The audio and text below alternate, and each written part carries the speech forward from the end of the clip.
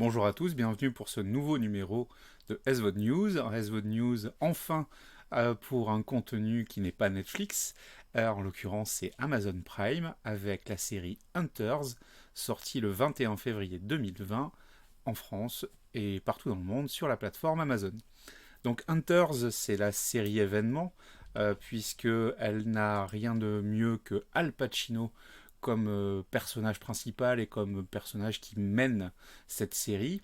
Série atypique de David Veil, qui est donc une série euh, vraiment un peu perturbante sur son ton, puisque elle reprend les éléments d'une série que j'aime beaucoup, qui est Mission Impossible. Alors je parle pas des films là, parce que voilà, enfin moi ça me semble moins intéressant. En tout cas, c'est plus la série qui y ressemble, puisqu'on va se retrouver avec un groupe de personnages de différents univers, chacun avec des compétences particulières, qui vont s'associer pour faire la chasse aux nazis, nazis qui ont trouvé refuge aux États-Unis à la fin de la Seconde Guerre mondiale.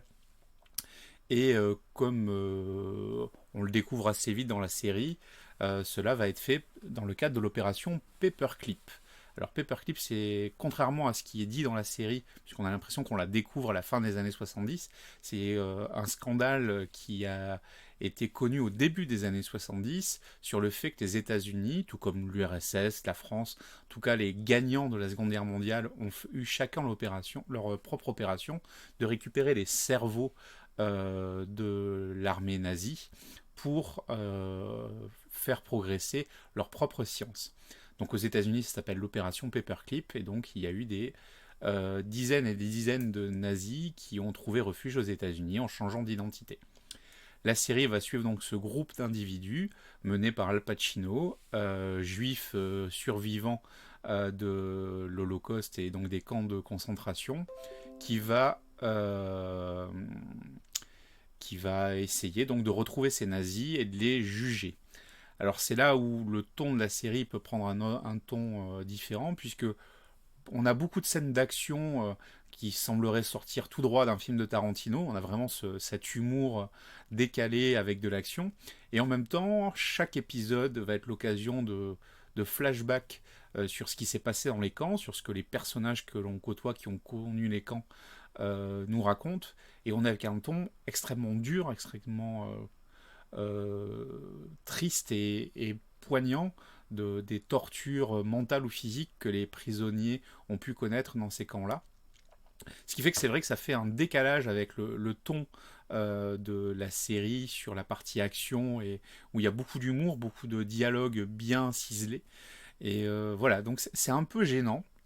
En tout cas, c'est perturbant. Voilà, ce serait plus juste de le dire comme ça, d'avoir une série qui d'un côté a un humour très, très sympathique, un peu noir mais sympathique, en même temps des scènes très poignantes de flashback, et de la violence qui parfois peut sembler gratuite, puisqu'on va torturer les nazis qu'on retrouve pour les faire avouer leurs crimes, donc vraiment des scènes très dures.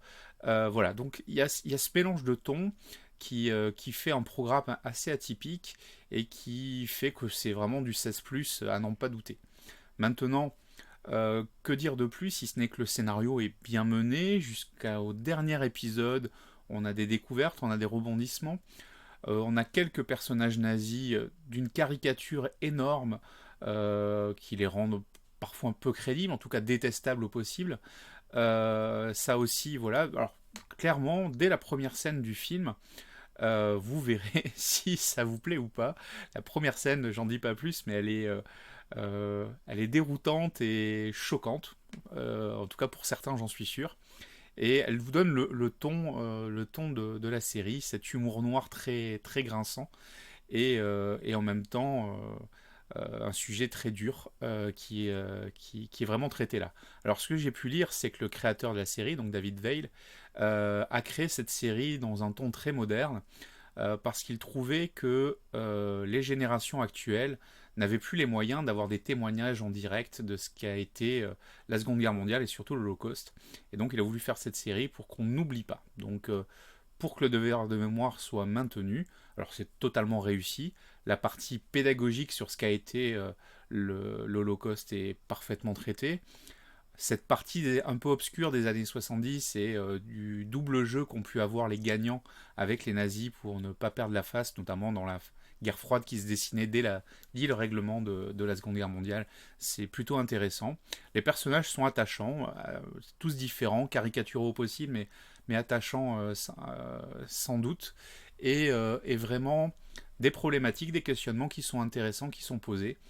On suit différents personnages et c'est vrai que le personnage finalement qui nous ressemble le plus, c'est le jeune personnage qui donc au début de la série va perdre sa grand-mère qui a un lien avec ces chasseurs de nazis et qui va découvrir cet univers-là, aussi bien l'Holocauste que la chasse aux nazis, etc., avec un regard neuf, nouveau, et qui finalement incarne nous, spectateurs, qui découvrons cet univers et vont suivre ces évolutions pour mieux connaître cet environnement et cette chasse aux nazis qui a réellement eu lieu, qui continue encore aujourd'hui, même si je pense qu'il n'en reste plus beaucoup de vivants.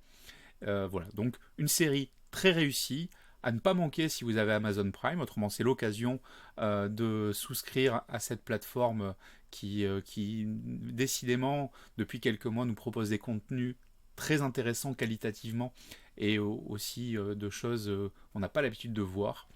Donc en attendant Disney Plus qui arrive dans quelques jours maintenant, bah, c'est l'occasion de tester. Alors pour rappel, si vous avez jamais été Amazon Prime, le choix que vous pouvez faire, c'est prendre Amazon Prime pendant 30 jours.